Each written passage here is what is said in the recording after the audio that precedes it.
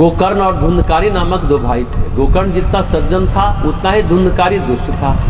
वह आए दिन कुछ न कुछ कुकृत्य किया करता था, इसलिए रुग्ण और उद्विग्न होकर भरी जवानी में मर भी गया। उसे प्रेत योनि मिली।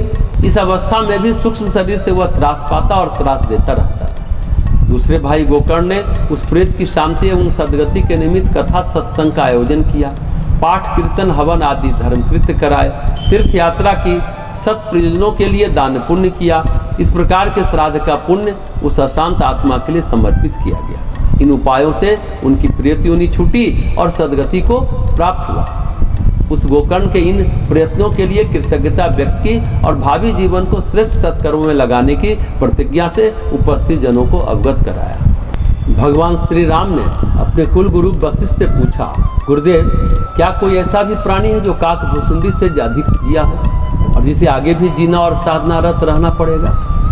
वशिष्ठ ने कहा, राम, एक विद्याधर ऐसा है जो 4 कल्प से भी अधिक समय से जीवित है। उससे तप और योगाभ्यास तो बहुत किए हैं, पर हे कामनाओं से छुटकारा पाने की उपेक्षा करता रहा। उसे प्रत्यक्ष का महत्व समझा और अप्रत्यक्ष को निरर्थक मानता रहा। मन को शुद्ध किए बिना कोई आत्मज्ञान और ब्रह्म ज्ञान का अधिकारी नहीं बनता। भले ही वह कितने ही कल्पों तक कर्मकांड करता रहे, वह प्रेत योनि में ही भटकता रहेगा। राम का असमंजस दूर हो गया। श्री लेडी विटर ने अपनी पुस्तक इनविजिबल हेल्पर्स में लंदन के पादरी डॉक्टर जॉन मेसन नील का एक संस्मरण बताया कि एक महिला अपने 2 बच्चे छोड़कर मर गई। कुछ दिनों बाद उसका पति बच्चों के साथ अपने एक मित्र के घर घूमने गया। दोनों दोस्त गपशप में मशगूल हो गए। बच्चे खेलने लगे।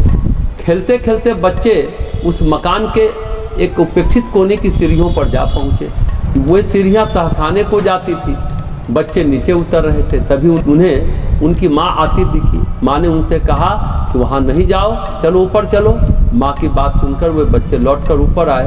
तब तक उन दोनों मित्रों का ध्यान इस बात की ओर जा चुका था। बच्चों के पिता के मित्र घबरा उठे कि मित्र के बच्चे कहीं तहखाने की तरफ तो नहीं गए। वे लोग उधर लपके तो बच्चे सीढ़ियों पर मिले। तहखाने में एक पुराना कुआं था, सीढ़ियाँ उसी तक जाती थी। बच्चे उसमें उतरते चले जाते तो कुएं में गिर सकते थे और तब प्राण गंवा बैठते। इसलिए मित्र घबराते हुए दौर से पड़े। बच्चों ने बताया, अभी अभी माँ मिली थी, उसी ने ऊपर आने को कहा, फिर जाने कहाँ चल दी। नेपोलियन बोनापार्ट जिन दिनों सेंट हेलेना द्वीप में था, उसे एक पितर सत्ता ने उसकी मृत्यु की सूचना दी थी, जिसे उसके साथियों ने अमान्य कर दिया था। पर अंत में नेपोलियन की मृत्यु ठीक उसी दिन उन्हीं परिस्थितियों में हुई जो प्रेत ने बताई थी। संभवतः उस प्रेत का बोनापार्ट के प्रति विशेष लगाव था।